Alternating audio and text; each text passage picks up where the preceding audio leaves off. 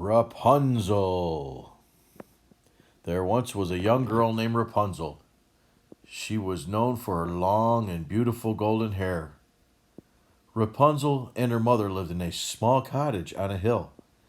From their window, they could see a magical garden. It belonged to an evil witch. One day, Rapunzel's mother was sick. She lay in bed, staring out the window. If I ate just one vegetable from that magical garden, she whispered, I know I would be well again. That night, Rapunzel climbed the high stone wall that surrounded the witch's garden. She filled her basket with vegetables and quickly ran back home.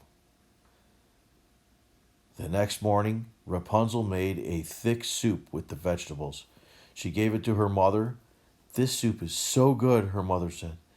I feel so much better. Rapunzel was overjoyed. Suddenly, the front door burst open. I know you stole vegetables from my garden, yelled the ugly old witch. She grabbed Rapunzel by the arm and dragged her from the cottage. The witch locked Rapunzel in a high tower with no door and no stairs. There was only a small window at the very top. Rapunzel spent her days sitting in the tower window, singing with the birds. One day, a brave knight followed the sound of Rapunzel's singing. When he saw her, he instantly fell in love. The knight hid when the witch approached. He watched as she called out, Rapunzel, let down your hair. The girl threw her long braid from the window, and the witch climbed up to the top. The next day the knight returned to the tower. Rapunzel, let down your hair, he cried. Rapunzel let down her long braid, dropped from the window. The knight quickly climbed up.